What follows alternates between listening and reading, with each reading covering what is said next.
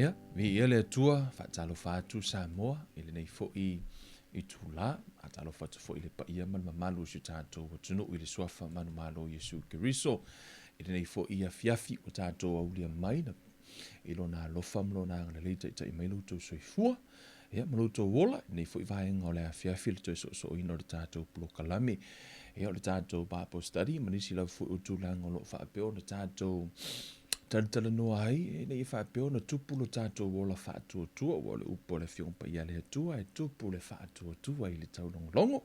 Ia o Kevin Ruiva le nei pe a whai o le whaatua a e a whia foi ia le laupepa nei, ia o po aso lua ma po aso tofi, whaapeo na whaatino i nā ia o ngā tuspa ia po Bible Studies, ia whaapeo lao, e mātou tata noa hai, e leo ngi mea mamafa, o ngai mea whai ngōwhia ai, e mākou ke karakala ngō ai mātou Bible Study, a whai o ngai ki whia sau e su ele wha Hebrew ma wha Greek, ia e leo le page la le ke mawai kamanga, o mātou ia, mātou tata noa la fo inisio fiongpa ia le atua, mea o lo i tono le fiongpa ia le atua, pio na whawhanga ina i whailo tātou wola mo tātou soi. Fua whatalo whaatu i tina o ta mātua sunga i whawhia ngainga o wharetua matausi ale ngā te leo le loa loa si tātou tunu o loo mafuta mai tutono mo ta malawa. Ia whaatalo whaatu swafa manu malo Yesu Keriso. A whai o oele whatu a e toi mafuta mai pe a umar prokalami a lewa wa mafuta mai kere mo le laiva lewa e whatu a mafuta mai leo le manatua oi prokalami whaatalo whatu ia te oi. Pea e toi foi koe makamaka kako prokalami. Whaatalo whatu atu swafa manu malo Yesu Keriso. E nei foi a fiafi. Ole so ino le tātou prokalami. Ia o te loa lena tātou tātou le pole so lua lena tātou tata noi fo i se vahenga o le tupu wha le anganga. Ai li alura tātou pulo kalami si o te talo. Le tuan mātou ta mā, vi ala ua fio le nei e fiafi o mātou to e au lia ilo o lofa mlo wanga le leio o le tua wha maoni. Te melo mātou wola mlo mātou soifua si o mātou patunu o tina o tua asin sina ta mālo mafuta mai o a inga fo i so o se fale o lo whapeo na tina mai le lātou TV, whapeo o na mafuta mai eita mai le prokalame neita ma, whamanuia i tutono a inga uma, o ai fo inisi o whapeo na mafuta mai, muli ane nei prokalame ta ma, ta talo i lau fiu whapeo no o tua i lo wanga le leimo lo whamaoni, whafo i pelevi inga i lau fiu ta ma, whamanuia lau upu ne fiafi, ta talo mātou, matamro mātou, whalongo, ia whapeo no mātou langona oi, ua la vol tangata maaro soafa o Yesu Keriso wa ole mavala au tuai nei amene ma amene via le tua ole a tatou wa isa o tatou prokalami o ne tele yo nisio va enga ya o tatou o ngatu spa ia for ne fiafi ole ua vasolena aso luono tala noa ai ile pepe ole sa fa piala na fa ma fa tatou o nga ile tala no ile pepe fa le anga ile aso ile aso lua. Ona so se tangata lava e whanau mai. E whanau mai e whanau le pepe. E via ma pepe. Ile se tangata e whanau mai wo matua. Ile tino na ia. Whape na fo ila le anganga. Ina ua tala noa Yesu ya niko temo. Fo mai e ao ona e toi whanau. Whanau lea. Whanau le anganga. O le anganga la nana whanau. E whanau mai e via ma pepe. Na tātou tata no fo inisio nā turu o le pepe, po o winga o le pepe.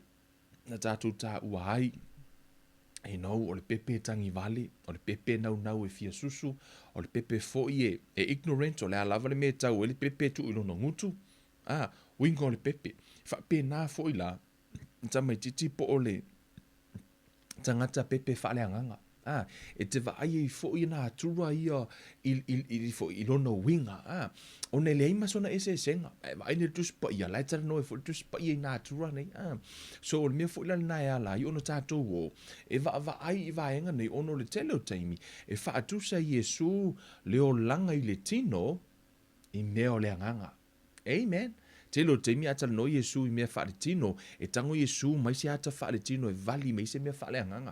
Whape nā fo i la, me vuna nā la ina wha o ngale upu, e toi whanau, what does that mean? Right? Pe o re tala, fo ile ina ua whai atu Yesu i ani ko temo, e aona e toi whanau, tasi an mea na sani mawhau ni ko temo, fo mai, whawhenga o koe whangau o oka, o koe ingo. Whawhenga o koe fo in manawa lo tina, ese ono fo i o le mea whaare tino. I le mafau lo Nikodemo, e na o le wha le tino am whaina whanau. Amen. A lai tala noa Yesu, e hao no e toi whanau la lea, whanau lea nganga. Amen. Pe ono ta ua, e whanau lo nganga, e tu mau lava le tangata I fafo. Amen. A whai lava na e whanau e umilo uru, whanau whauina e umilo uru, e umai fuana e talia Yesu o la lava e umilo uru. Amen. Po le a lava le tūlanga na ilo tino, e umai whana e whanau whauina.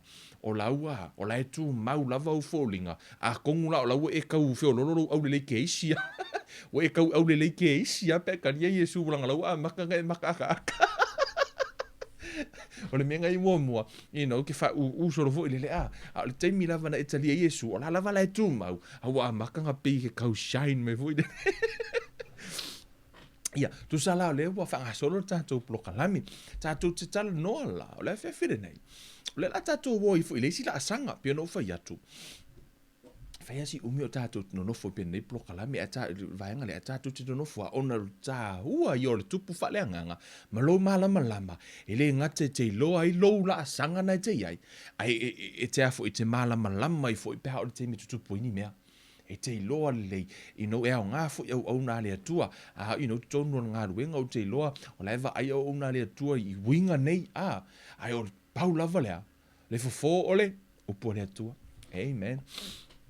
La, tato rola le fiong pa ia lea tua, nei a fiafio, le la tato tanoi le fiafire nei, I le la tatou tala noa I le childhood stage po o le tamaititi whaleanganga tu so laua tupu mo lalana whawhanga le pio mio le tatou tala noa le solua le laua tupu mai le laua avea nei ma tamaititi le ua tamaititi whaleanganga la fu I tala noa tu spa ia le feso le wha ai tatou te le io e ao ono pio tatou main text le tatou te e tatou te taula I le tatou awa onga e pe te lo te mi te whaitau o le e alo lua e le lavar whaikau ngor kusi lea wa ko kikia o Bible study umala whaikau o kusi lea ai whaitau e fōua mea tatou te ai amen whai mai le whai upe valu whai mai o le mea lea o wheta lai mai ai o ia na fio wae o ia I lunga o le efeso e whale whaitau whai upe valu I lunga, mana tai whaatanga tau taua I le tāwhianga, wana fua ina foi mea alofa I tangata, o ana mea alofa. Sutasi, na ia tu ina mai foi nisi e whaima apostolo, o nisi foi e whaima perfeta, o isi foi e fola le tala le lei, o isi foi e whaima leo atoa ma o ao. Ina ia wha atoa ina aile au pa ia, la tau te whai aile ngā luenga au auna, ia tina aile tino o ke riso. O le ale winga o le ale ngā luenga ma le mata whai o ia lau vaenga I o perfeta ma whai a onga, ma whai evangadia, ma whai whi au ma le au au. Whamere whai upo e sifuruma lua ina ia wha atoa ina aile au pa ia. La tau te whai ele ngā ruenga au auna, ia tina aile tino o ke riso. O le whai whi au, e le o se tūlanga. It's not a position, it's a function. Wha pēnā fu whai evangalia, it's not a position, it's a function. Po o se mata whai yoi. E le o se tūlanga, e le o se CEO. Amen. Pena fo ila le whaia onga, ma mele nei, e le o se tūlanga. O le ngā luenga na tu ina atu e te oe whai. Ia atu mai le tino, me fo lele, alu e salu le whale, kuku sale le ia pe atu I le tino, o le ngā luenga. Amen. E le o se tūlanga, e le whaapea e whaia onga, la ngaka e whaia onga. No, o le ngā luenga e te alu whaatino, ala fo ia isi mea, la te alu whai. But that's not the only thing. Right? E pei o lau ngā luenga I tutonu le tino ke riso. O le ngā luenga whaafai whi au la, e le o se tūlanga fo I lele, o se ngā luenga, po o se function. Ia ngā o le function. Amen. Sutolu. Se ia tātou o atu I tātou umalava, ma le loto ngatasi I le whaatua tua, ma le iloa le lei o le alo le atua, ina ia whaimatangata matua. Ia ho I le fua o le ua matua, e tatau matumu o ke riso. Ina ia ho I le fua o le ua matua. This will continue until we all come to such unity in our faith and knowledge of God's Son, that we will be mature in the law, measuring up to the full and a complete standard of Christ. Ina ia, o lesi translation na say, in no perfect in Christ. O tātou I loa, there's no one is perfect. O le winga o le upu perfect tono tu spa ia, o le afoi. O le fully develop. Po le toa le whaipe o le tamaititi, e ao ona toa, nono winga, ia whanau a ia matua. E le eise met, e le toa tamaititi, ai ngata ia le pepe. Amen. Ina ia tupu. Ina ia tupu, ina ia fua o le ua matua e tatau ma le tumu o ke riso. E ao lava ona tupu ia whaapea ona matua. Amen. Ia lana whanau I le asolua. A le ua o mai ngei le ua ka mai kiki. Ia la kakala ngoi wingol ka mai kiki. Ia ma le sifo ila asanga leo leo la whalenga mai. Ina ia le toe tamani ini. Amen. So mai ina ia le toe tamani ini I tātou o loo whela fo ina e pei o peau ma whiawea ina I matangi umalava o mata upu I le pepelo o tangata I tonga whitileanga ua saunia e whaasese ai. Ina ia le toe whai matama I titi. Awana I e ngata I le pepe e sau fo I o mata mai titi. Awala ne e ngata le tamai titi. I ho o ai le matua a o le fiafide nei pe o le ala a tātou wha mamawhala whai upure sumar wha. Ina ia le toi tamani I tātou o loo whela fo ina e pei o pehau ma whea avea ina e matangi o malava o mataha upu I le pepelo tangata I tonga whiti leanga ua saunia e whaase hai. A ia fio a ia mio wha maoni I le alofa, ia tutupu. I tātou ia te ia I mea uma. O le ulu lava ia, o ia foi o ke riso. Te iloa e ao ona tupu le tino. Wewa aise tangata foi lele e tupu le tu tamatau, ai le tupu le tu anga vali. Pe kupu lima, ai le kupu vai. Amen. E te tau ona tupu umare tino ke riso. Amen. Le ngata e tupu I le alofa, e tupu I le wha maoni, e tupu le anga le lei, e tupu I mea alofa le anga pa ia. O mata upu umala, whamai au ina tātou tupu I vaenga uma, te iloa, walue. You know, telefoni so I lātou e vai le fō mai ia, whate ta inga.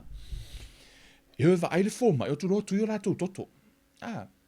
Lai le mai lai mo wa yola tu tino aku ku le koko anga vaku wa fa mai fo e ave fele plat test ta to uma to tele ta to no tu e fele metal plat test fo le va tu le fo mai fa me le fo mai e te tau ona ai o le mea ai le o tina ma sa ni na tina vai le fo mai o tina lai vai no toto ma sa ni na le vai le fo mai ela tu fa me le fo mai e a foi o lei ai I mo mio vitamini e misi to no lo to lo no e te tauna ai o me ai ia kango mai le lisio me ai ai so tina gaming ia tu sala e fua lava le la fu lana me ai I va enga la sia ki ko ngala misi ko ngor koko mai le la misi le vitamin WDF to no lo toto I kango manga o mia o la vitamin le o mia ai la e tauna ai e sia ona fu o la mana o mia le develop le na fu va enga o le mia la na wala inga kaule le lo fa alongo ko mama o ke le lo fa alongo e manga o mia o le vitamin la you know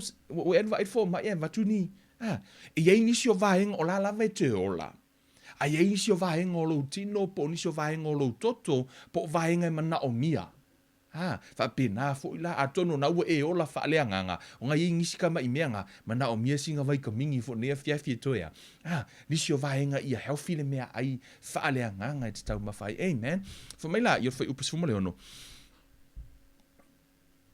e mai a te ia o na tupu o le tino umalava o lo o whaatatauina ma whaasooina I ua umalava e whesoa soani I ai e tusa mana ngā ruenga I le fua o I tu tino taitasi.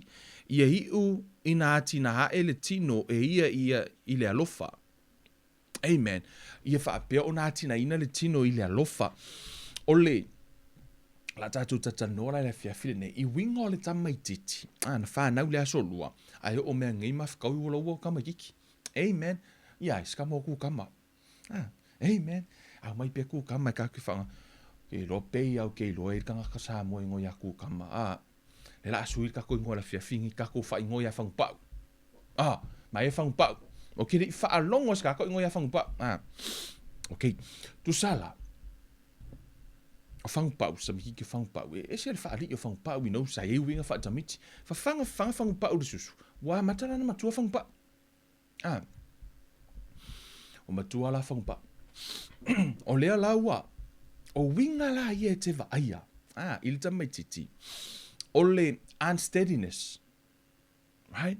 E te vaai I winga o le tamaititi, o winga le mau tutu, right na?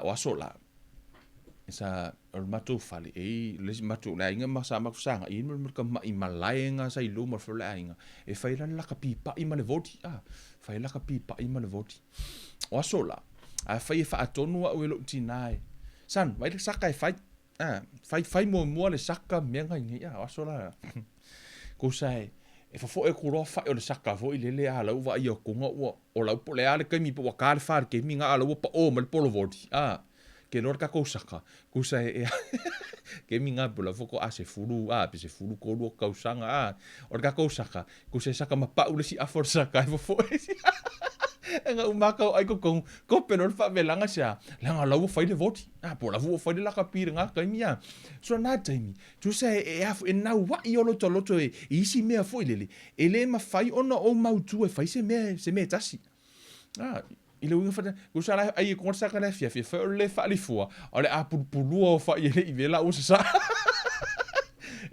nga uma vola nga ai o kele la o sia fia ai a malo I maka wa fo mo pi ko ai pa ole winga tamai titi nga o aka wa nga fo sa e fa fo ila so a mo le vela sa kai mo la ka pi ele mas so ka ko o All Blacks anyways ole winga la tamai titi ele mautonu Amen. Ele mautonu e te le wha mo ina I se ngā ruenga. Amen. E iaia nei tama I mea e te wha mo ina tamiti. E te le wha mo I se ngā ruenga te le peke. Tali tonu wina tamiti se ngā ruenga. Amen. O le mau tutu ia. Wha alongo se tala se tasi au nā lea tua wha matala. Wha mai le aso na wha to avala au lia I ana ia I te tonu o se tasi o ngā ruenga. Wa maliu le whai au. Ma liur fai fe au wala au lia au ona le tua e la to ia la fai fe au fo o fai fe au fo le watu me o le taimi lava na watu ai ka ngaka le kalesia le lofi me o ngaka le kalesia fai ala ko polo misi ka tap le shoulder fai fe au lo le lima au ke pole o le lava le me ke manga o ai we are here for you ma u mo ko rua fa pe wa ka fai polo misi fai fe au yo okay tasi le masina alu lua le masina se o ana fiu fai fe au so po fe me o ye tanga ta so soni a le kele o polo misina fai unsteadiness le mau tutu e o te le o fai atu la le fa pe a kukupu ya ka ko e o fo ia te o fo inisio polo misi la so ngo ka fai ka kile o fa ka mo inga ise le fo ka lo ngai nga sa ka pe sa ka me kiki fa le nga ono le na tu na ta me titi o te mina ne walu wa tupu fa pe o le winga la nga ni ki o au ka fai nga mia man tu fo I polo fo mai sa o ta mai titi no o fai winga fa ta mai titi no winga e le se ka nga ka pepe o so mai loko inga ta tau wana o me for the stage le asia ono le te mi o lai te nau se mea ai ele o ia te oele ma losi ma le anga va e te fa tino ina hai ono lai te ta mai titi amen ole natura na tama titi ole si natura ole tama titi fai mona e vai tona le kalesia ma ole ata u for tato bloka lami ole fie loa curiosity ole tama titi e mana o lava na te loa ia mea la tanga u fa nga tala I lo tupu fo wa te loa fo ile mea lango kupu lo ko langa atu na fu tupu to ainga te loa a ona ina e tango fai mea ai el fa nau fa pe nau ele ono po le ono tau sanga lau tama titi ono tau sanga tau fali ai tango I fai mea ai ko longa lau e uma nina to fu ina ona ai tamiti o atu lo tata matua ai e atu la ai o la fu e ngofo e malta titi lea e ke va ai ngi e uma ko e ma onga uma ka makua o la lava koso lo ale ai el kamiki se ha langa lai manga e fa longo o me ko kala ngai fai longa lau e pu e uma e manga e koso loa se I nga ke fie lo po a me la total no ai amen from e me na information o le fai ka kala yo pai mana fai no o le nature tamai titi o le fie loa Amen. O le fia ilo, ai whaine ilo atali, awang isu e la isa. E umelo pākua, e mga o atu su e la isa pora e mea lai kong. Asia, ona o lona natura tamatiti, e fia iloa. Amen. O le tasi na o natura tamatiti, e te va ai fo ilele iai, e teimi umalava, o le tamatiti foi, e le ngata o le fia iloa. Ai, e a foi, e mana o au ia mua ka ua kia, o ele li poki o se menga kupu, tau sanga le tene, o alu i Samoa, ilo ni Samoa, tamalo tu fini, te latu i Samoa, lako i Samoa, I think she's 10. Eva, ai le whainga me li poki a kia uvo i le lea. Whainga me li poki. Hey, uncle, ka umai kala, whakaulong ki ngā, whamakala mai, ia fo, my mom, whamakala mai, mako next door, whamakala mai le la, mako i le lei le whainga li poki vo i le lea. Okay. Halu umar ngā aso a koa, o makala ngoa, e thiu, e le umakala, koe o le si aso, koe so o afo ai upurengi, o le nau, ono natural tamatiti. E te lona natural tamatiti o le, e te maua fo i te tonu, o le mea fo i le o lona, te maua i le winga le o le ai pisi nisi eistangata. Right? O le si natural na tamatiti, o le ai pisi nisi eistangata. E te maua tonu te Saloni, e tonu se te Saloni, o na mta upu, mua te Saloni e wha. Mai lava foi upu suma tasi anga il sfuma le valu. Yes, time. Wait, let's go read this while we have time. Lo kom fai kau shortcut tatum ta upu no shortcut. Amen ka ko ko ai le me ko. Amen. Mai o tau mawhai, amata me whautu tasi. Mai o tau mawhai na ia o tau nofo fi le mu, ia whai au tau lava fe au, ma ia ngā lulue i o tau lava lima, pe ona mātou whai atu ai ia te o tau. Amen. Wha mai o tau nofo fi le mu, ma whai au ia o tau lava fe au o tau lava, e leo fe au o istangata. Wewa ai le mea lea, o le toa telo tangata, o tau mawhai ea ia fo i pisini se istangata. O le winga o tamatiti. Winga o tamatiti. Sa vali le si aso. Le si le inga ngā lua kulang sa vali. Sa vali fo i le. Si fa finge pa langi fo i le nei niu sila. O ngai finge pa langi e fa sa vali ala tu ta i fau. O le ta i fau la le finge pa langi. Ma ngai yo le kola fo i le mele. Le fa mau. O le fino le maile le kola fo i le ma ngai ke vai ngi pese au ke loa fo ile le tau mata fo ile ke kasi alo vai o le makwa ka o le kola na halo loa e o alo sa falinga le inga le maranga mangalao makwa fai ki or ka malo wa le fia ko se mai mau la ku pe fa alu la fa finge fa ka ia kola la mai se vai o le kola le mai le ai vai le ka ngaka ka mala ke vai pe la kala ka ko se la le ka okay, ole ala le. Nes kamare ngalau. Ole ala lau me fai, fo mai anga fa apeo sa ukol se lau sa ukupela. Mangu o kire fa alu nga me o mai le fa nga fa fanga kanga fi a aima. Tu so la ya fu o si fine Ole winga le tamiti te va ai. Tu se ya fu le kola o le afu. Ole mai le si fa fine So fa no kala ska male langa wo le vai. O lo fa fitaudi. O lo tau ma fai fika fu pola le me fa alu ku per finge. Ala me faya oi la wiakupe. Now you trying to tell us what you can do with someone else's money, not your money. Ala me ngai fai lau kupe. O tupe oi, o ai ona, pule a oi. O tupe le stangata, le sta to fe au yai. Pule anga ia pe ka kia yang kupe. It's none of our business. Amen. O le mea fu ina telo tangata e fai tio I tupe le te mo falo tangata fa mai ia o le kale sia le o la ko kupe vai mea la fai ai la fai le mele mele who cares o ave so kupe o no ia wala ke ia fu mea ave kupe la kanga ka o la ko wa kupe pa wala kanga ka ia la ko kala sia that's where they put their money. It's not your money, it's their money. Hey fangpau, it's not your money. It's their money. So don't talk about their money. O le winga ngata matiti, okay, ya fu pisingisi le stangata. O pisingisi o fang pau. ai pola ni me lava le sfulkala. Kala ngoa ala ni me lava le sfulkala. Le ala me fa sfulkala. Au ke fika fu me fa adu ku pe palanki. Amen. O le winga na ta me titi di fangpa. Amen. O le winga la ta me titi. Fa pena. E a ia foi pisi jesi, e fa mai fa suma tasi. Ma ia o tau ma fai. Ina ia o tau no fo fi le mu ia faia o tau lava fe au. Your own business. Mind your own business. Fa bertani al fa kau. Mind your own business. Aua, ma ia ngā lulua i o tau lava lima, pei ona mātou whai atua i atu o tau. Aua lea ia fwoi pisingi seis tangata o lea fwoi. For my, make it your goal to live a quiet life, minding your own business, and working with your hands, just as we instructed you before. Right? Mind our own business. Amen. Le se me la tātou wa iai fua le me whaalu i fua, a wheo le kupela e ka le sia, walu whai au whaakau e lang ka avale fau. Le se me kako ke iai fua o sea, e ringa kou kupe o kupela a vaenga la malako whai au. Amen.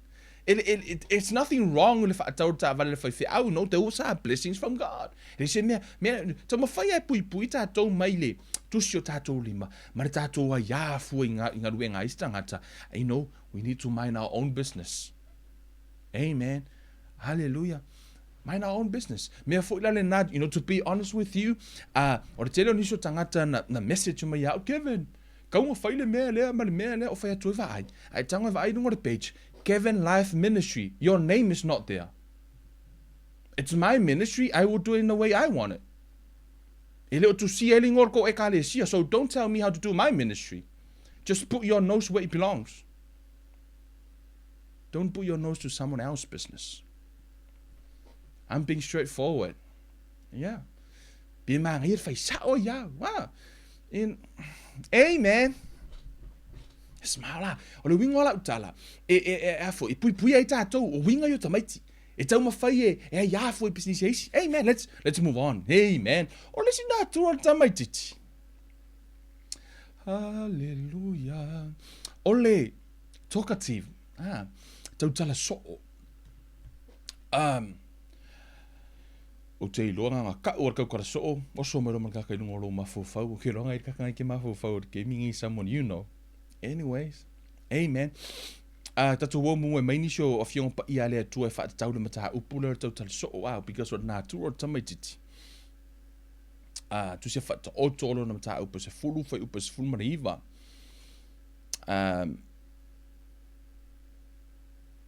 Whai mai, o le tele o upu e le onge sori tū la whono ai, a o le ua tā ofi o na laungutu o le tangata poto lea. Whai mai, o le tele o upu e le onge sori tū la whono ai. O le tele o au tala e whai, po le tele o lo tau tala, po le tele o tau tala o whangupau.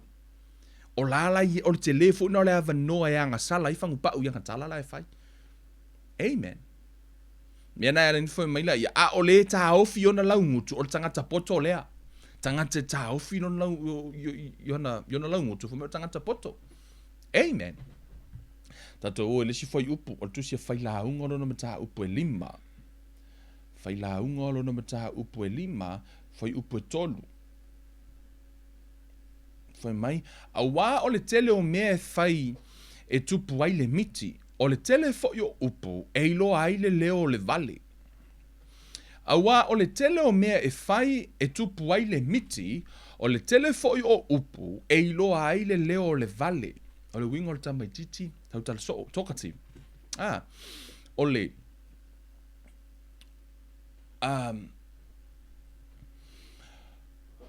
talkative, e te wa ai e le winga lea, ona e le tangata e tautala so, ai tautala ia fionga pa ia lea tua. It's different, right? E no na se singa, lau tano tunga le tautala le tano tus pa ia. Ona o le tautala le fui mea anga sala ai. Lona winga, o lai tautala I mea le tala fea ngai. Amen. O e fai tau for tus pa ia lafa ma o te tautala ia ua fionga. Mai aua ne te ese la upu mo lo ngutu. Which you mean e te tauna lava launa e tautala le upo le atua. A ore tautala le tano I. Le tala noa i whamai e le angasala, e se rari mea le tau tala ai. Le tau tala i me sol tu la fono, i po le tau tala i me le tino, tau tala i me le tala whiangai. Amen. Ole, o te loa, wa vai ine le toru vai hanga tana dusi lalo, o le tau tala leanga, evil talks, po tau tala, fo i lele ini upu le tala whiangai. Ole, o te whaingoa ina le evil talk. O le mea leo le mui mui. Amen, mui mui ina o lisi. This is a true story. Le la experience ta no twain. E se tasio. E se tasio fonta talo na mata ita ia. Sa maka ka ia ra fonta talo lea. To tele tangata matua na yei.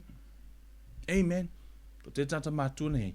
Na yei fo ia to tele onisio au na lea tua. O tele au te mo ma uana ta ita ia fonta talo. You know, I think tau sanga atoa o no mata ita ia fonta talo. E umarol fonta talo, o fatun matu aina, fak umarol fonta kalo kao ese. Umar fonta kalo kao ese. You know, I always say that. Tu sanga umar fonta talo mai o, po alava ni stala to mulu fatun todo tao ese. Ono pe lua fonta talo mua no fai ona fai sina matu tanga to te do fo ini so mata mai. Le foko ala ko ilongi le winga ngarenga fai mo olu ese. Ono telo te. Ku se foko ha maka kalo kwa maka uki ale pao fonta kalo. Ai umai foloa, ai va ile kala ngoa i anga iska ngaka. Kuso umai fonga le se fonga kalo o fainga o faika kala. Tu so to inga na turana, you know, a feite mena pui you know, la fo, lo tangata, who cares? Just walk away. You know, pula I pela to ia. You know, ele o se fia mamala, you are protecting yourself. Part of this. Aura tau tala foi fa tau listangata. Ole tau tala le angala. O lo fai o tala o listangata ele o iai o. Po lo tango mui fu o listangata. O le winga na tama titi. Kele yo kako umalava weekend nei man o le kele o lisi ene mfainga kako ku o lalo. Le lisi o kangaka ngo aku fai ku kala o lisi kangaka ya ki oi. O le nature o tama titi. And it's evil. Ele anga. Ele tala whiangai. O leisi tala noa tama titi, vain speaking, all about themselves. Tala noa me ala to, I, me, myself. Tala noa le winga na tamiti, tala noa me a, o haunga whaia le mea lea. O angale eia wele kupuru mea lea. O le mea lea, o hau e vai, o haunga whai. Ia wo angale koe o maia ke au ele, o hauanga whaia le mea lea. Ioi, o hau ma umalo korua, mori mau alo korua, o hau se e. Winga tama titi. Amen. Hallelujah. Atamai. Tato o tusi a Efeso. O le si wingo tamai titi. Fa maulalo. O le foolish speaking. Ia po le tau tala valea. Tau tala fu ile le upu. Le tala fianga. Ia no latu vatu le foi upu lea. Ona e le tatau e a foi. Ono stasio mata upu lo inisio lo fa peona le mautu. Kala whiangai ele fai kala maali por kala sua ma mele nei idle words ma mele nei a tonu le la vali atu le la fo ile me le overture foi upule titiro tu sia Efeso bo ile Efeso lo na mata upule ma foi upu fa foi mai ole ano vale foi ma upu fa atau va ma le fa aulaula o me ia le tatau a ole fa afetai ele lei lava lea. Ele o fai meltus pa ia ole ano vale fo ima upu fa atau vaa. Ma le fa aula ula. Ele o fai mai o se anga sala. Fai mai o mea ia ele tatau. A ole fa afetai ele lei lava lea. O le fai tala maalie ia pete fa matala se mea na tupu e maalie. There's nothing wrong with it. Ai le fa apea la nga le pauanga la e makua iwa e olange ia e ke le fia mali. E wale te le feise tala e mali. O le boring i o lo olanga. Ke lo le manga ia i o le olanga pe akako akangim kako karie. E iei tala o mena tupu e kako karie ma kako mali e. E mali e. Ai le fa apea la poka mele a uli. O le pauanga lo olanga. Nga o poka mele nge. No. No, I know some people like that. A fu no le mea e tala no ala ko uma mea poka saulo ma poka valea. A o kangaka e fai ko finga. Fai ko finga fa pa. E fa pe nga winga. Amen. O winga la na, o winga le tamaititi. Le winga la le o le tautala. O le ano vale foi ma upu fa tau va, ma le fa au lo o me ye le tatau. O le fa fetai e le lava lea. Amen. O lo, you know, na uto ilo, o le tele o isi tala i uti tango wha matala. E pei e fesoa soani i le wha matala le tato mata upu sam a fani. Right? E nisi tala e maalia e lo wha alongo. A lai te maua ile, taua. Ele o fai mai la ele au ngape, foi. Ele o fai mai o se anga sala. No. O la foi e lo na au ngai tutonu, you know, kiri vanga tungo le upo le atua. Amen. Ai le wha apea la o la unga ato le upo le atua. Ai au ona momori atu i le au te mala mai, ma ona vatu ina ia e loa le pina ngalo le atua. Amen. E le wha apea la nga o le poka, wa ufa alongo foi. True story. E stasi foi o wha alongo stasi o whaila haunga. Le leile la haunga. E poka me la amakanga. Le leile ar kors fulmingu ki nga le poka. Wha soloisi. Wa pe nga o le fia maali ale me whai korpule la. E au ngoma se upo le atua. Amen. O leo titanga o ia wha matala mea no uloa ita ia lata sau. You know, true story. True story ata ato. You see this stuff. O mea lai tutupu. You know, it's a nature of the tamatiti. Amen. No, e te tau ona. E te tau ona e tau mawhaia e loa le upo le atua. Ia e tau tala. E te tau tala ia fionga le atua. Amen. A whaifo i engi kalamangi mea maalia e kongeki lau story. Na e te mau e tutono le upo le atua. Amen. Amen. Hallelujah. O le tele o taimi, tuke e no e hafo ino le me, e se le tāu o lo malama, i le nātura tamatiti, ina ia tupu i fo, ala fo i te ilo le fo e tauna fo e o le nātura na tamatiti. Amen. E ilo le nātura tamatiti, e aua nei ave e sea matangata po o le nātura le o tamatiti pe fo le pepe. O le pepe, o le nātura le o tamatiti, o le piua po le mama, ia aua nei ave e sea mai lava le, ia tātou uma, ia tātou tupu mai lava e o lava ina vei tātou mataitai, ia po lea lava vala uino lea tua, ia tū mau pe tātou i le mama i lumo keriso, o tātou tusi la lea mata yo, ika kua kule vai ka malo mata yo, la tātou vai fo ia mata yo molona,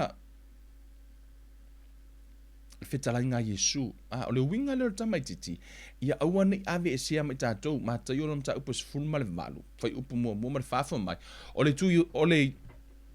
le tu waso ua ane ai le au soo ya Yesu o whaapehane o ai ea e sili le malo le langi.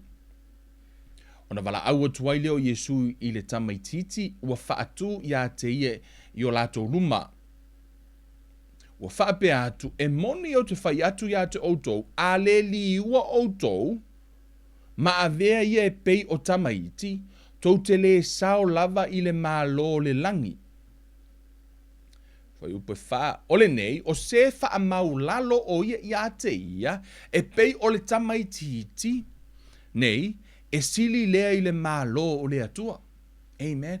Fa mai, ole nei, o se wha maulalo o ia te ia, e pei o le tamaititi nei, e sili lea i le malo o le langi. Amen. O le winga la leo le tamaititi ia, awane ave sea mai tātou, o le wha maulalo o ia te ia. Amen. Wo tātou ilo lea tātou whanau, tātou mātua, tātou tangofi, sasa tātou whanau, right? Ke sa sa il tai au, ai koe le leile lua kengi le ulim, ia po le hafiafi, ia pe koe le leia pēa uang sulima minguke. O le vave i ona wha mau lalo tamititi ma mai o loto le tamititi. Amen. O le vave i ona wha maa ngalo o le tamititi. Right. O le nātura la na le tamititi, e te tau ona vave i ona, au ni ave e sea mai tātou.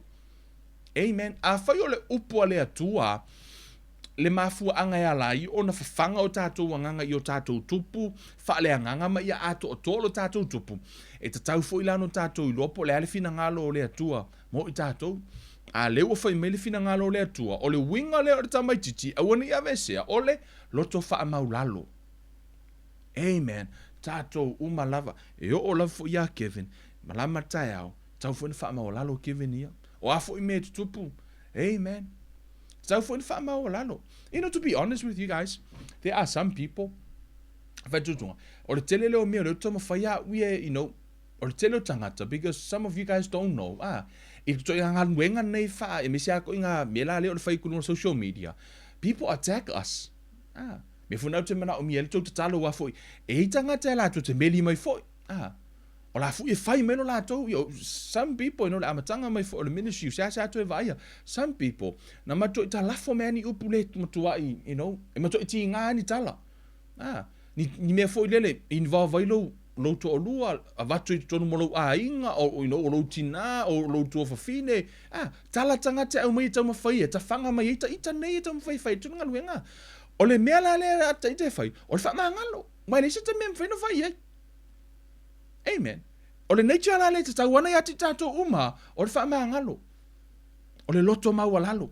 E sea, tu pia fitalia la to uma, la to. It's not easy, but it can be done. Amen. O le na tua le o tamatiti. O i fo iti na te wha i kaka ika. E uma ngafu, ngoka ika. Le umeske me ko pelo ka mawhau fau. Ia e koe E koe, o le ngā ruenga, awana i ave sea mai tātou, le nā tua leo tamaititi, o le loto mawalalo. Humble himself. E whapia nā fu ila tātou, i e whapia ona tātou tupu umai fua, a vea tātou matangata o nā tua la yo tamaititi, ese le tāua. O le ala nau tomu whai e vali atu i a fo, i vaenga i ina i ao ona e va ai, ma ia e loa. O nā tura ia a ewa aia i le tino, i le tamatiti i le tino, te tau fuilana ewa aia i le anganga, to tusa le lei. Amen. Te malama i foi, a tono leo whaia kong mai, o a ulala, o a ukong wala karango mai ai. Man, nā tura tamatiti, let's humble ourselves. No one is perfect. All of us, we need to humble ourselves. The Bible says God resists the proud and he gives grace to the humble. Amen. For mai te ele atua I le wha maununga, ai fōa I lona lofa tu no po lona grace I le loto mawalalo. Amen. O le upu grace tono tu spaia, o la I le vaenga, o le fesoa soani lea mai le langi. Unmerited favor, o le mea le tatauna e maua, awa e maua. We saved by grace. Amen. And his grace is sufficient for us. O le fesoa soani mai le langi, mo oe mau, e te maua la le fesoa soani mai le langi, pe a ea, pia e wha maulalo. Wai te ele atua I le wha maulunga. Amen. Thank God we already cover that topic. Whai te toi fia? Ngā ia I te toi mai moa I niso tātou plokalami. O le awha apea fu, ona e te tilo wana, e ta noa I le tele o vaenga ia mau mai fo I wha manu ngā le atua. Amen. O le si vaenga ia o ona, o le ala tātou o. Ona o le tamaititi, o tātou no le loto. O tamaititi. E tā ua ia tatou atu si a mareko, le tatou tala noa loa la, pe whaafewhea. Le loto lea whaatamaititi. Pauna o le vaenga le la tatou ua develop. Amen. Tatou wo ona a o ina sa o le loto, o isi vaenga sa o uma isi mea uma. Ono le loto. E ese le tā ua. Tatou tala noa la le tusia. To tusia mareko. Mareko lona mata upu e wha. Amen. Mariko e wha. A mata tātou whai tau mat whai upu e lua se I o I le. E whai upu e lua se fulu. Amen.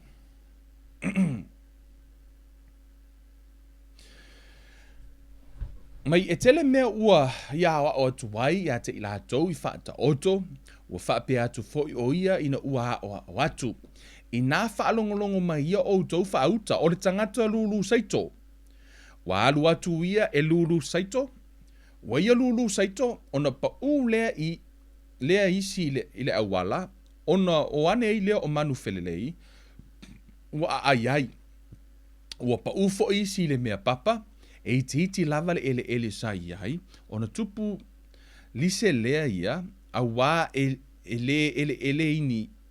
A wā, o le ele I nā ititi. Wā luane le la, ua vela si ai, ona mangu ai lea, ona ua le ai ni a. Ua pa u fo isi le vau tuitui, ua tutupu wa le vau tuitui, ona fetine ia I lea, ele I fua mai lava. A ua pa u isi le ele lei, ua tutupu ae, ma tupu tele, ua fua mai, e ta I tolu se fulu inisi, e ta I iono se fulu inisi, a e ta I se lau inisi.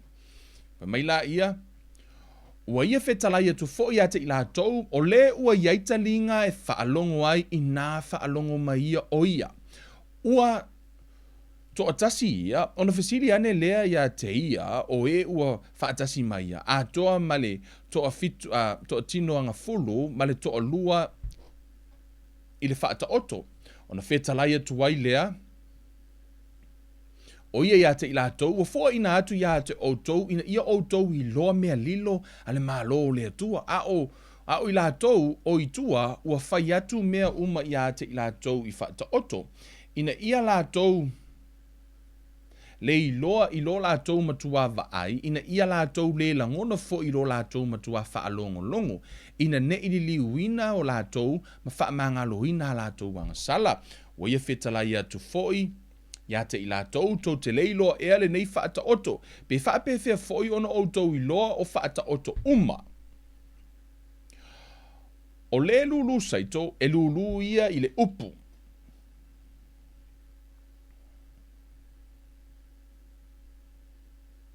O I lātou ia I le auala, e lulu ina I le upu, a o lātou whaalongo ai. A lātou whaalongo ai, o nā aluane loa leo sātani ma ave e seina le upu na lulu ina I o lātou loto. E whaapea fo I lātou na lulu ina I le mea papa. O I lātou ia, ua whaalongo I le upu, ona talia loa lea ma le fia. Ai peitai, ua le ai ni o lātou wa, ua whaale tu mau I lātou pe a tupu le puapua ngā, po o le saua, ona o le upu, ona lātou tau suai loa lea. Whaipu sumalvalu, o I lātou fo I sa lulu ina I le vau tui, o I lātou ia, na whaalongo I le upu, a o le loto popole I mea le neila lo langi, ma le pepelo o le oa, ma le tu ina nau inisi mea, ua o atu I totonu o lātou loto, ua fetine I le upu, ona le fua mai lava lea. Whai upalua se fulu. A o I lātou na lulu ina I le ele le lei. O I lātou ia, o e ua whaalongo I le upu, ma lātou talia, ma fua mai e ta I tolu ngā fulu inisi, e ta I iono se fulu inisi, e ta I se lau fo I inisi. Amen. O lene la tātou o tātou talanoa la, I ele nei. Amen. O te loa sa o talanoa mua ai. A le whala tātou talanoa, le si tu neia fiafi a. Ile ele le lei. Amen. Le ele lei. Ai mese lava lo loto wa o lo loto. O mea o malava e whai lea tua. Ka ua I o lo loto. Amen. Le ai mase me te whai ai lea tua. A lea uno mar whātua tua mai lo loto. Ma me tonu o lo loto. Te loa e mua muata lia e lea tua oe. Whato ata lia le mea lai te latu ma oe. Mua muata lia e lea tua. Iai foi. Ia apelu malana taulanga. Ea, e mua muata lia le loto po le tangata. Fato ata lia ila I o le mea lai luatu ma le tangata. O ila, la tatou wo e va ai, le tāhua I o le loto. Amen. Le tāhua o le loto. O le, ele mua mua lo tāhua tuspa ia, along the path. Po o le, lena lulurunga le awala. O le tangata lea. Le runga le awala, tangata lea maha ai o le loto. O le whaatusa tuspa ia tala no I le tangata loto maha. Tangata le tala no atu ele tuspa ia, e tala no atu le upo le atua matua maha ale loto. Amen. Tato ora tusi e peru. Amen. Hallelujah. E peru ona mata upu e tolu, fai upu sifun ma le lima, ma sifun ma le fitu. Ahua na I wha maha o tātou loto. Fai mai, manu o fai mai, o le aso nei, a fai tau te whaalongo ai I lona si ufofonga, a ua tau te whaamaha a yo o tau loto. Pei o le wha ono, a wa o ai ea I lātou e na wha ono, ina ua lātou whaalongo. Ele o I lātou uma ea, e na o atu nai ai kupito sa taita ina e mose. O ai fo I lātou sa ino o ia I ai, I ona tausanga e whaanga folu, ele o i lātou ea, e nanga sala, sa oti o i lātou i tino, sa oti o lātou tino i le vau. O le tala no i lau Israel, o i lātou o e, na wha maha o lātou loto. O i lātou ia, o e wale tana kaka fo le kalango koe le upo le atua, oh, whatever. Tama fo le te whai atu, you know, wha mai le upo le atua, whapem, oh, whatever. Do you know, when you say whatever to the word of God, that's a stinky attitude toward God. Amen. A whai whape nālo tātou wa ai le fiongpa i ale atua, ma le upo le atua. Let me tell you something. Man, matua I think to God, man, that's really stinky attitude toward God. That whai atu, you know, whatever. Tangata lātou te tau whaatau whaahina, pe whaamaha o lātou loto i le upo le atua. Alasa whaalongo, lana whaalongo le launga le, you know, le whaalongo ai, po i lava kangaka uma le kon farsa, o i lava kangaka uma langa whaalongo le upu, e le tangata Natalia, e fo tangata matua fo mai, le ai, wakau persono le kalangoa mer whai whai, e le si o kau songa ngā matar no le si asona, me lok whika no koe ke oi, whaku ia, mai, whaale fia mak whai whai, whaku, si meu kupu, mai, vai e ngoa, kura whanga rua, so len ke ngi malako sengi. Ako lako sengi, tala mo ia.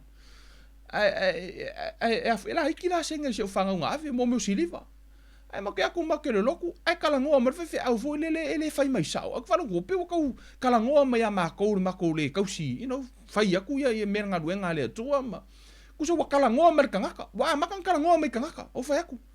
Au ai a kalangoa e whewhi au. E kalangoa ingo foa. E kakau kalangoa i kangaka. Mai nei, wakau whakakau malau ngai a kiau. Fatu e se mea na tala noa mai whai au i te iloa e sao. Sa i tutono tu spaya. True story ya. Me tala si o tau son.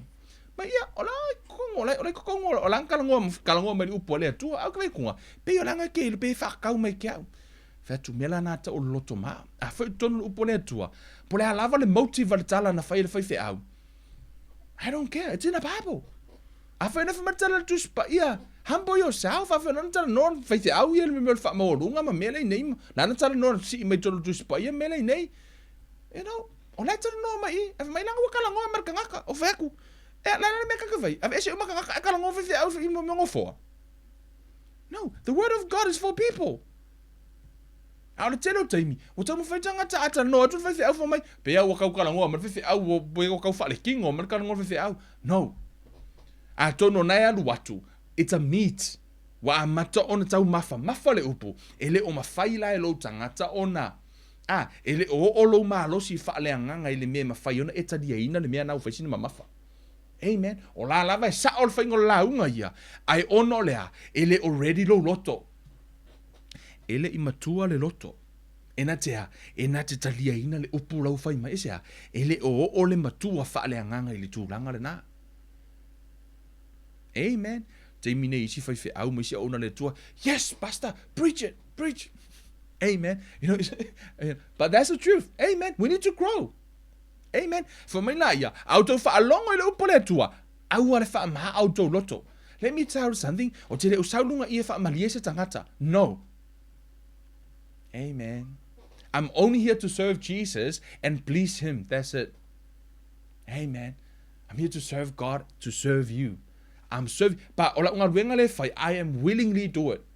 O leo te whaia mola unfia au auna ia te autosia, o te nau e te mana o e wha malia Yesu, o te mana o te molu atu to tonu ole afo te latu lange wha pia mai le atua, hi son, well done.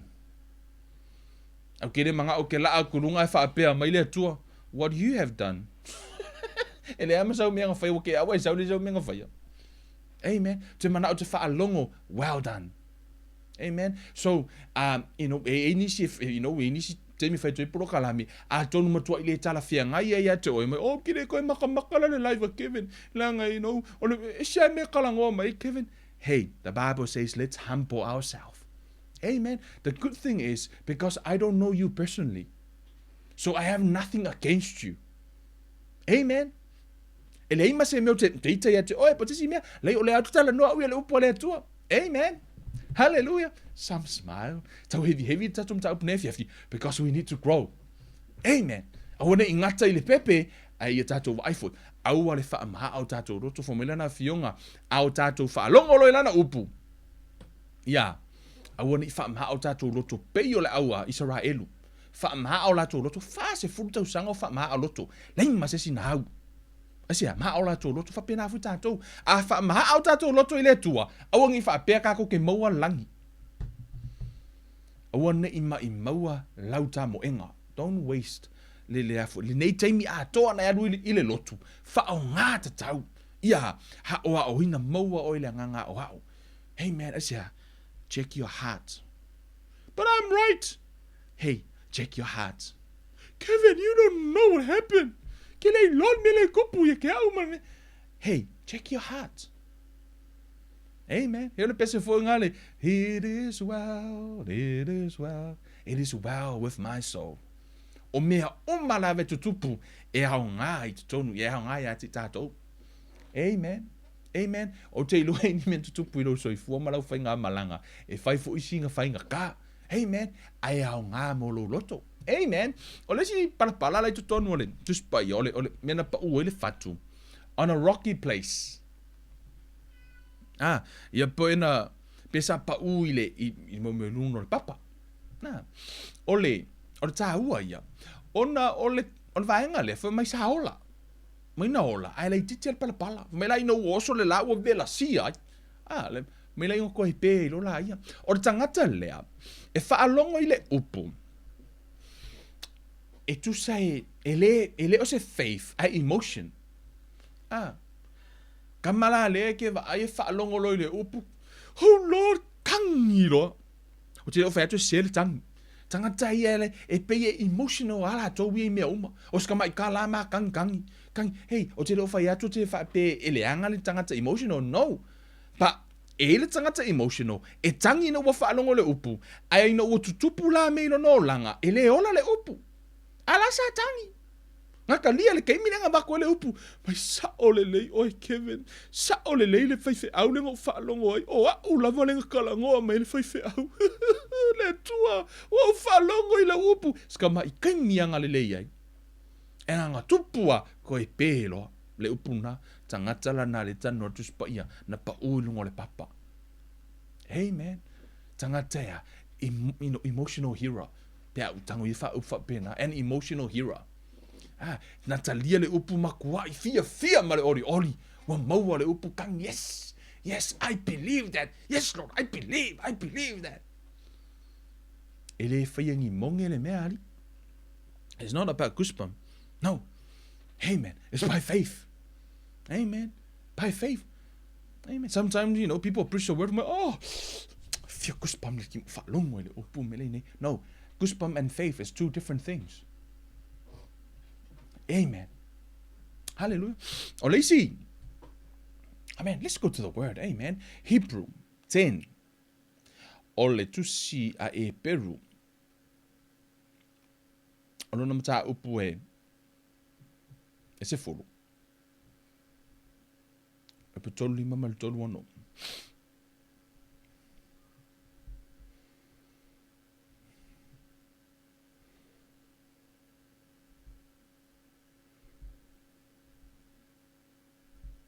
Amen. Famai. O le mea lea, aua le la foa iai o tau wha malosi, ua iai le tau i e tele. Ua o ngā ia te o tau le ono sai, ina ia maua e o tau le mea na fola ina. Pe a uma o na whaia e o tau le fina ngalo o le atua. Amen. O le whai upura te whai tau atunga, e wha malosi ia te oe whai mai.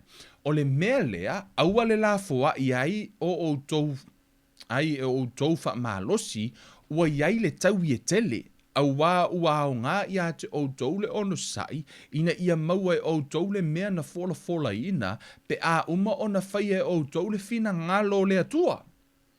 Amen. So e whai tau atu, whai mai, o le mea lea, aua la foa iai o tau le wha malosi, ua iai le tau i e tele, ua o ngā ia te o tau le ono sai, ina ia maua e o tau le mea na fola ina, pe a uma Pe a ona whaia o tau le fina ngalo le atua. Amen. A paula le fatu lea, o le tangata lea emotional hero lea, o le tangata lea tangi ma mele nei, ai le umi. A le fa matala tu spa ia, fa mai o le mele aua le la fo ia o tau fa malosi, ua ia le tau e tele, aua ua o ngā ia te o tau le ono sai lea, ono sai mea lai tupu. Yo tau ono sai le upo le atua, ono sai le mea lai tupu, ta ofi pele upo le atua, fa mai lai, ina ia maua o tau le mea na fola ina. Pe a ona whaia o tau le fina ngalo o le atua. Amen. E te maua pe a e whaia fina ngalo o le atua, le fina ngalo le atua, le upo le atua, le upo lenga e enjoy le amatanga. Le nana tupu a mea pe a wa kunga ngai feelings ma ngai emotion nga sa kupu nga kaimi. Amen. Le upula na ya ono e toi. Tono tu se e peru. Amen. E peru e ono. Ono mta upu. Fai upu sumalua. Amen. Write down this, e au ngā mo oi, malau Bible study. For mai, ina ia le pai e, a ia faa o ao i e ua maua i le faa tua ma le ono sai i mea na fola ina. O le faa tua ma le ono sai. Pe lena wa ngai o kako serious o fatu tatu tano ai le te leo le ngal fatu tua le la utatu tano tu I we makanga e mala fatu tua malea ono sai o le ono sai o lo ta o file ai le mele nei patient o le te lo le upu ono sai o lai fa li liu mai le upu fo I le o le upu tu sa lava lo no winga ma le faithful fa maoni. Go look up for yourself. O le ono sai, le upu le whali liu mai le upu lea ono sai, o la fo itana noa mai le upu lea o le faithful. A whai o se mea o lana tu ina atu ia te oi, o lai te ono sai, o lai te wha mahoni te tau fia. It's the same word le whali liu mai le upu patient. Ma le upu le whai mai ono sai. Le whai liu mai le upu stewardship. Tu so lo ono sai. Amen. Po o lo wha mahoni. I le upu lena e whaalongo ai. Amen. Hallelujah. So, hao ona tātou I loa, o le whaila ue whaapewhunga hui o ula laila vele mea lai. Amen, don't worry. Amen, peno whai atu. Whai le tupu le upu I lo o langa, le o le upu le whaafitauli, because the Bible says the word is an incorruptible seed. For mai o le fatu le pala, o le upu la le tua, o la ele leile upo le atua, ai ale o le upo le atua I lo olanga, po o lo olanga, it's not the seed, it's the heart. So, check the ground. Si yaki le pala, si yaki lo loto, pele o sea awala, pele o se moto wei lo loto, pele o sea awala lau papapo, rocky crown lo loto, so tano la si yaki lo loto. Ina I ola le upu, au le upu hai ele lei. O fai upu ke vakua ele lei, te tau ona ola, o le upu le atua, amen. O le isi, fatu lai tutonu o le isi au wala lai, pala lai tonu tu spa ia, among thorns, ia po o le vahenga tui, mea ma tui. Ala tara no le tu spa ia for mai, o mea tutupu leo langa. O le mea le tutupu leo langa, e vai alesi. O le popole I mea o leo langa. Amen. Na tātou tano fo I la fua I au avenga. Amen. Hallelujah.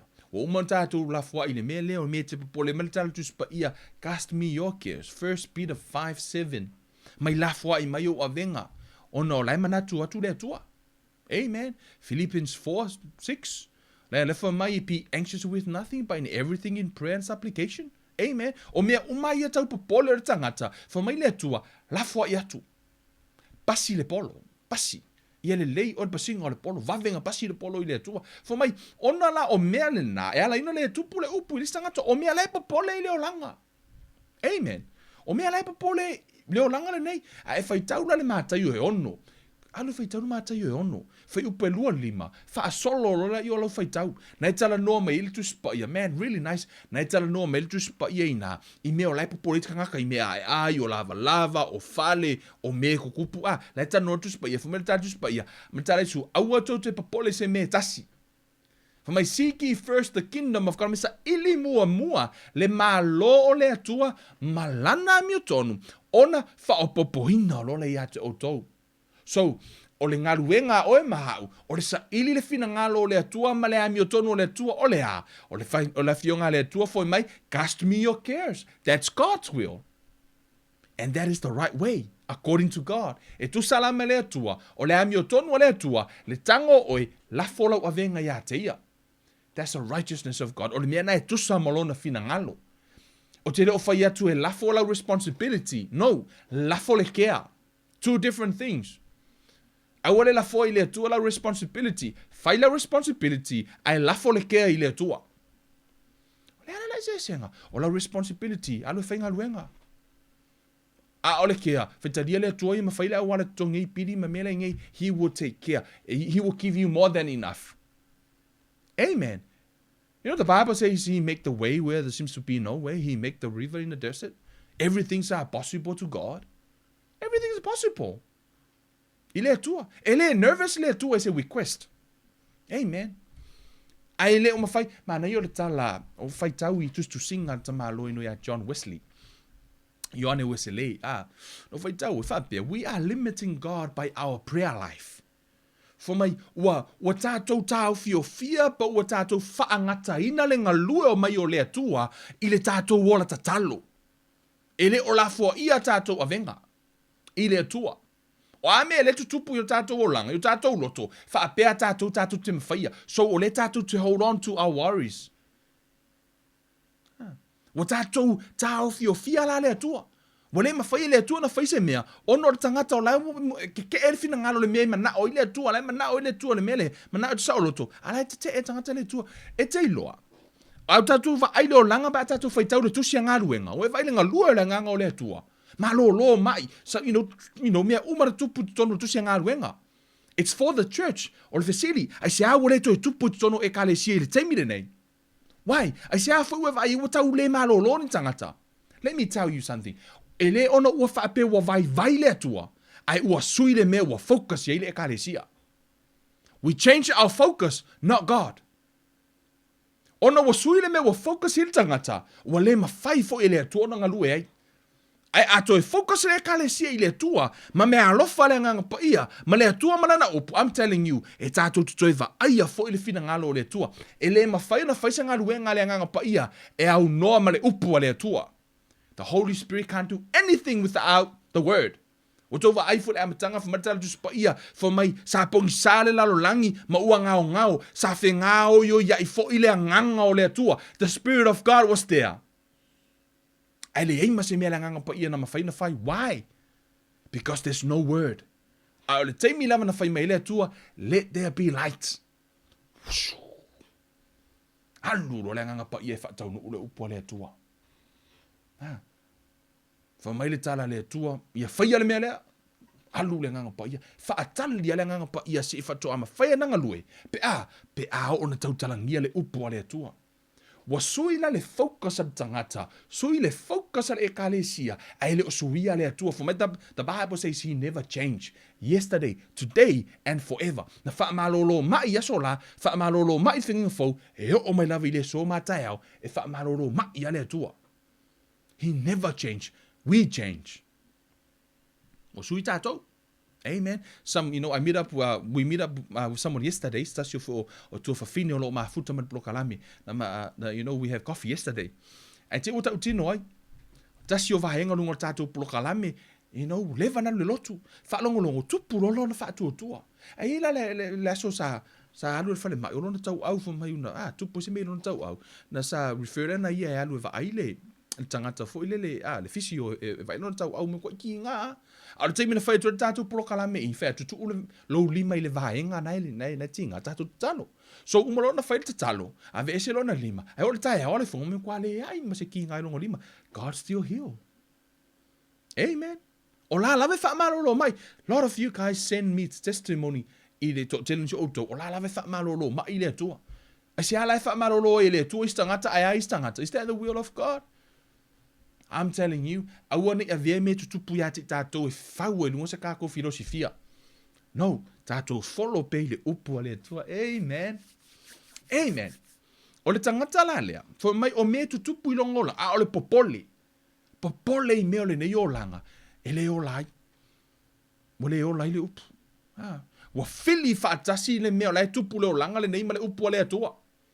Wa whainga kāia, kusa fo mai,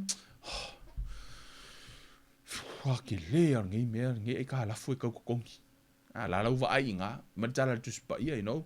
Lau fa mai le fionga pa ia le tu about give and receive. It's a principle. Ia le lau e li lopo filme la fai wa fili fa tasi le upo le tua. Mai wa lola yo tu ntupu ia te pe no fai atu. O te lo asola. No sawi nei. O tam fai lo ke alu o alu, you know, hire purchase some of the stuff.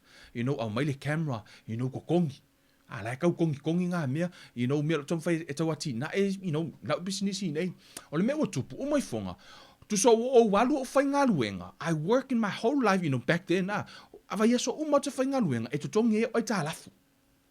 Ai o te le I whai ngā luenga e wha mua le tua. Why? To give to the church. Le mea lana, le principle tu spa ia wha mai lea, tithe, ma le offering, o mea le tua, o te le I whaia. Why? O no walu umaro tutongi e tā lafu. So o tango la wha mua le worries, ai va ese lea, le principale wo le fa longo I le upu ale atua. O vai mali mele nei. Wo le tupu la le upu ale atua mo va ai fa manu yanga ale atua. Ono lea, ono wo fa mua le mea lau te popole ai. Ai fa muli le fionga ale atua. Amen. Do you know what te lo taimi? Ele ona ole, it's not the matter of our fu no le mea, na le upu. Ele fa apea e tatou te le mawhai our capability. No, it's the matter of our faith. Amen. Ana le tupu fo ilo tahia whaatu o tua, e le mawhaiti ngāno te waitunga, wa matalono tango wha mua le tua. Why? Because o lau o tupu le whaatu o tua. Amen. E le wha apea lau te le mawhaia. No, ono le taimina, e le soka wha kua ka ke whai ai. Amen. E no o tutoi sa ili le tua, mo tutoi wa ai le upu. Man, now I know. Seek you first the kingdom of God and his righteousness, and all these things shall be added unto you. Amen. Now on the mua le tua, the Bible says if you honor God, God will honor you. Yeah, it's in the scripture. E tango e mua le tua, e mua fo oe le tua.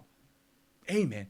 For my tala tus pa ia, for my la fo, tus for my don't lean in your own understanding.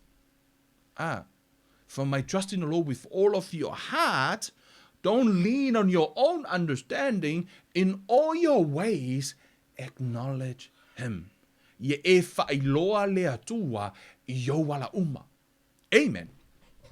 So, ole, e ta wala loto. Amen. Aua te popole. Man, ole loto la na leipa ulea, thorn. Ye pe o mea matui. O le isi la loto le tutono le tuspa ia, man. O le loto lea lo te iloa iai lava tātou ia mafuta mai. O outou umai to te mafuta mai. O le good crown.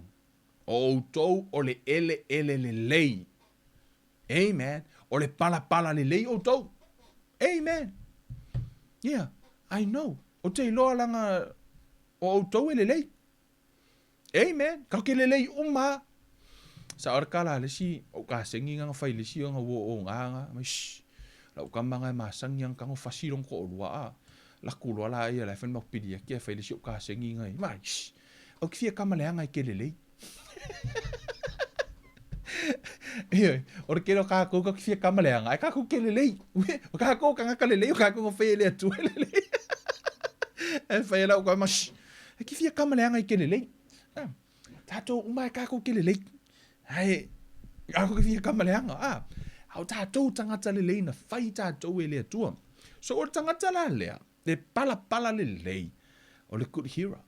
O tangata le whaalongo, au tō whai tau tuspa ia, matau tuspa ia, o ai se iai talinga I nā whaalongo ko whapea. Ia, o le mea ngai whai karinga. E se le langona, e se le whaalongo. Amen. Fome o se o yele talinga I nā whaalongo ia.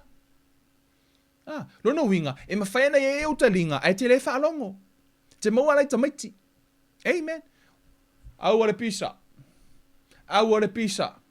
Au ole pisa. Kusua la lava ke wala au ka ole pisa. O la lava e pisa. E sea, o la ngona mai oi. Ai le whaalongo.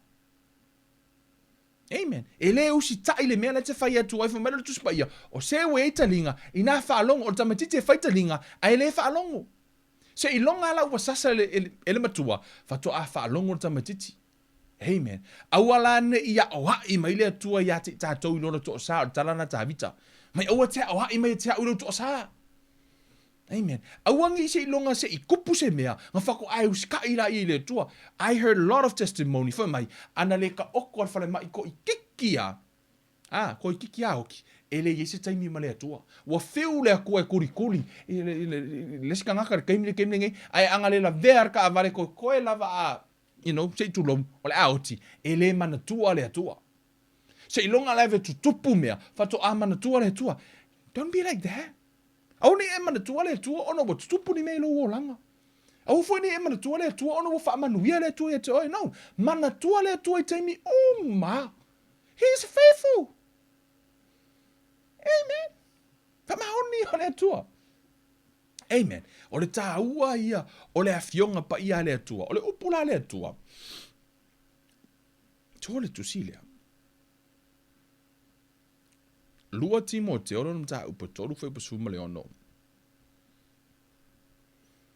Whamai, o tusi pa ia umalava e mai le anganga o le atua ia e hao ngā fo ia e a oa oai, e a oa iai, e wha tonu ai, e wha poto ai fo I le a mio tonu.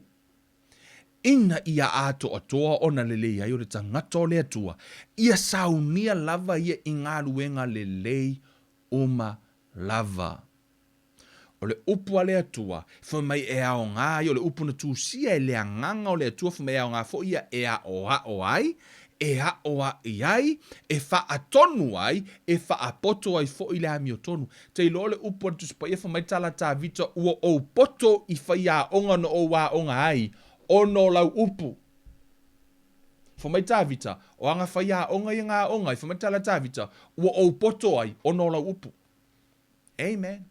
O le tasi, whapapo le tasi. O le mea tātou I loa mai lea onga. A o le poto mai lea tua. Man, wisdom. Amen. That's another level.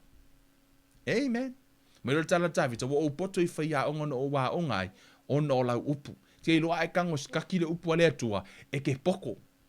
Kako uma, kako ke popoko. Amen. Kusala pele iso degree ma ngā maumea, ele I whaisa degree a ka vika. Maka ngaka ia ngā whaia mai merenge, no. Ele ingi lako degree. Amen. Ana, na whamau no tō vai whaia tāvita. Ele I whapea sa ko lengi tāvita I le autau. Ngā whako am whainengo ngā whaato I lalo I ai. Ia ko riaka. No, sa ko lengi e le atua I le vao I le ha. Sa ka alanga ngā peli ka pua I le atua, ma pese ka vika, anu malanga maaka, kongi, sa whasi e le urosa. Ma le leonga, o le maaka lava ngā sau ka vika whamai ngā wakula o fo saulo, e le ai ma se mea whikau ia ngā ia, ngā alua malanga maaka alu fasi ia koriaka. Kei lo le ale mena watu e le atu e te oi, e le whapea aveo e mwhai whiau na mwhaile ona whato a mwhaile ona e te talo I sisi wa mai. No. E mwhai, o le alava le au wala o ngā lua tu le atu e te oi. That's the way you can defeat the devil. Amen. Amen. O le alava le wala ngai ko lengi o le atua. O le wala ngai ki kango e afa ko I laro ki Apollo ile upu a le atua. Amen. Ile upu a le atua. Te ilo e se lo fia ino o uma. Wala fiong pa ia le atua. Ile tusi al mua Yohane a. Na tala noi for mai o totala vau. Young man. Young people. For my your strength will defeat the enemy. For my olo to mahalosi e whaato I lalo ai le o leanga. O whaapea. Longa winga e mawhai ngō whaako I la loar ki Apollo I lo mahalosi. Yes, e mawhai. How? Upu le atua, ma le anganga o le atua. E sea, e mawhua tala noi tupulanga tala vau ma tala vau, ono le taimi lea, o le oso songa o le mahalosi.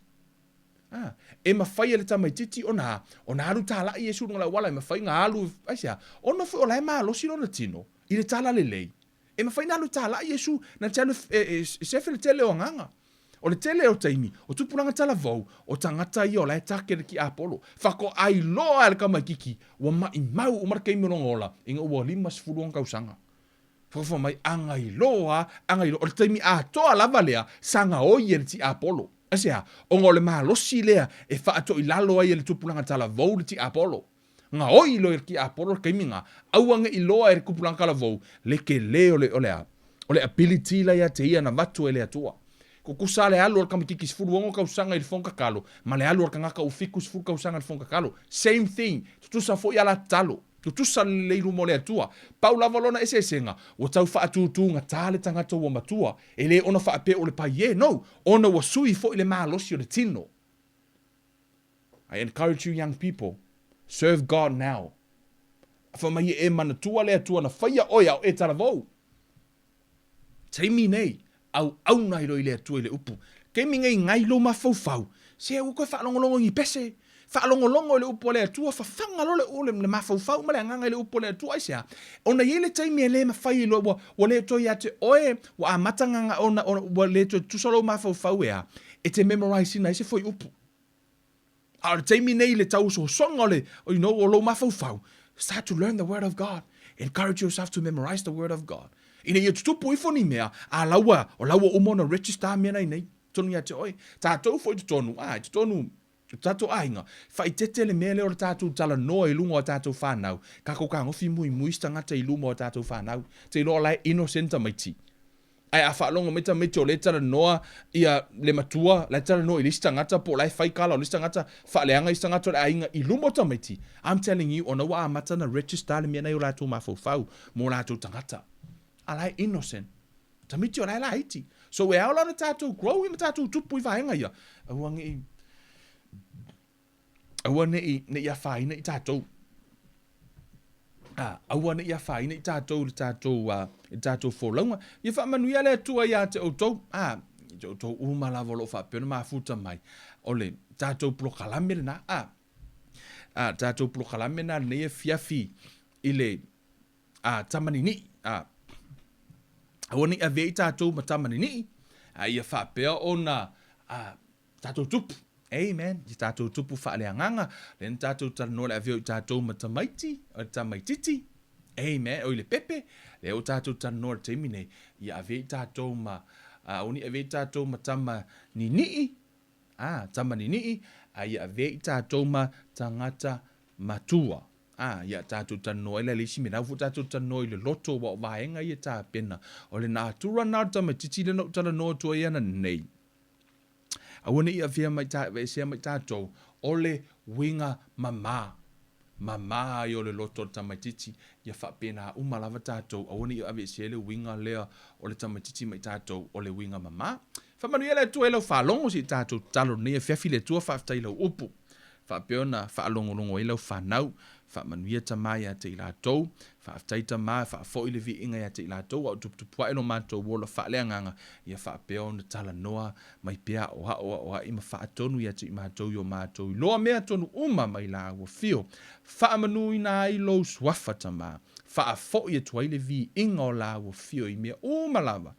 We e whaia mo i mātou, whaaftai mo i lātou e na mafuta mai na ia fiafi, whaalongo fu i lau upu, ia pa usi ele lei, ina ia pala maola, ma ia vi ia ai la ua fio, ono le suafa o Yesu Keriso, wole mavala, au atuai nei. Amene, amene. Hea, vi ia le atua, na ia fiafi tātou polokalame, eoi, wa amatanta, na alu tātou polokalame, wa makao kau heavy kako polokalame i mea tātou tanoai. Some people, you know, ele mawhai e la tō, ona talia nisi fo yo, yeah, that's good, you know, that's all right. You know, tātou wā tātou o ngai tupu sometimes hera lua e talia. Se ia o fo, o te mana tua, aso la. E isi me e a fo ngō mea, a masangi ang la unga, luta ma whaaleanganga la. Masani ana la unga luta ma whaaleanganga, o lan tala masani na whai. E ila isi ke me whai e ila ngala unga. O ke lei lopo e a foi. E le i, o te le i malama mai. O le tele lau teimi. O koe whinga wai. O ngā whai o ke leo malama. Ai ina ua halu la wa umatua. O koe wharongonongo. So o lai sao sio ka ma whaleanga. Ai o ngā lau ke lai kiki. O ke le i malama mai. Ona fo e hawana tupu ala lua e te ilo le malia ia. O e isi te mi fo i le la launga te whaalongo i nei. Ai tupu ai si e yola le se furu tau sanga e koe whaalongo launga lava nai tasi. I'm telling you, o le tele yo me tele ila ngona launga nga fatoa e la ngona le teimi na isea. Ona laua tupu lo wanganga laua a makanga e malamalama isi mea nai tele i malamalama mua mua ai. Amen. A o le teimi lola na ia. Mawai lola ia whakwa e malamalama ia. E pei au le tamaititi, a pepe tamaititi se i o fo ina matua. Amen. Whamanu ia le tua. Ia te oisa moa. Whaftai fo nei a fiafi, whaftai ta le nganga o le tua nganga lue mai, e tātou plokalame. Ia whapeo na anga i pei luma matupu lo wola whaatua tua. Ia whapeo na ngalue atu le tua ia te oe, ma whaatua tua ina oe. Ia whamanu ia le tua i lau sāvalinga. E le nei fo i vai yaso, tātou wheloa i le aso sā asau nei le tu la e lua le tātou sau ni ngā lotu. Ia ma tātou so ina fo tātou plokalame lava yaso pe a tātou au lia va to ile tuolo to wola mo lo to soifua. E mo te nei o Kevin Unuiva nei. Ia alofa tele mo oi sa moa tātou to e wheloa i ile ma yaso asau nei ono suafo o Yesu. Amene ma amene.